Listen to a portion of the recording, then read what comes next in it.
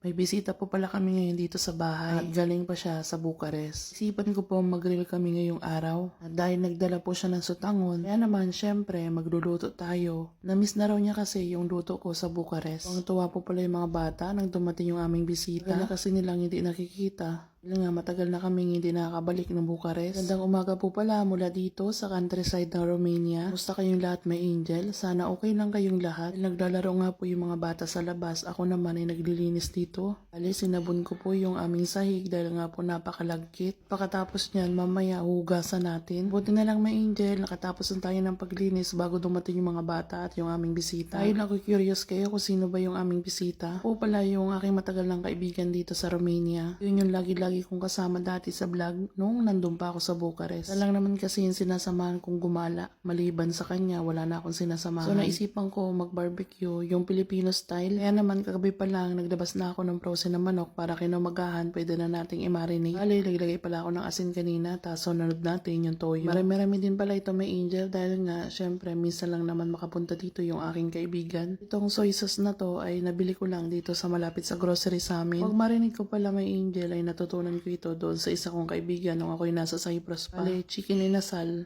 Pero syempre, hinaluan ko na rin ng ibang condiments para mas masarap yung lasa. Basta kung ano lang yung maisip kung alam ko magpapasarap dito sa ating iiyawin mamaya. Naglagay lang naman ako dito may Indian ng paprika, bawang, toyo, asin. Bali, naglagay naman ako dito ng toyo, paminta, asin. Syempre yung lemon, malaki ang parte niyan dito sa ating niluluto. Tapos mamaya, may pagbababaran pa tayo niyan para mas masarap bago natin ihawin. So, bali mga 10 minutes yan may angel, hinayaan ko munang ganyan. Saka naman po, nagawa naman ako ng panibagong pagbababara natin. Pwede ka po palang gumamit dito ng Sprite o pwede din naman Coca-Cola. Pero yung mas suggest talaga may angel ay Sprite. Dito sa parang sauce na to, itong tubig na to na nakikita nyo na may lemon, naglagay ako dito ng asukal, garlic powder, ginger powder. Siyempre, huwag mong kalimutan yung paminta at kaunting asin at pampalasa. Tapos, maglagay ka rin ng konting suka. At pagkatapos, may lagay mo na yung manok dito sa ating ginawa. Ilagay nyo na po sa rep. So, ipakita ko lang sa inyo, may angel, yung suka na aking ginamit. At pagkatapos nga natin yan, may angel, makapaglinis, makapag-marinate, ay ako'y naligo na muna dahil napakainit po talaga dito sa Romania. May angel, habang ako naman ay kumakain kanina, ay tumawag sa akin si Petro. Kumusta lang siya at nagkukwentuhan kami. At syempre, chismisan every Sunday. May angel, gusto ko lang tanongin sa inyo, bihon ba to sutanghon? Comment down below. Napakaramdam namin na ano to sutanghon. Kaya naman ang ginawa ko, binabad ko muna yan sa tubig. Bali, naglaga na pala ako ng 2 peraso ng hita ng manok. Para yun yung ilahok natin mamaya sa pansit. Ang gagawin natin ay gugutay-gutayin natin yan mamaya. O syempre, yung kaldo niyan, wag mong itatapon dahil yan ang ilalagay natin. Tapos magad na lang tayo ng tubig. Bali, naglagay pala tayo dito sa kawali nung ating smoky meat. Lagay ako ng kaunting smoky meat para mas masarap at mas malasa yung ating pansit. Ko lang siya ng maliliit. Tas ito na nga yung ating hinimay na manok kanina. Sibuyas, bawang, paprika at saka paminta, toyo.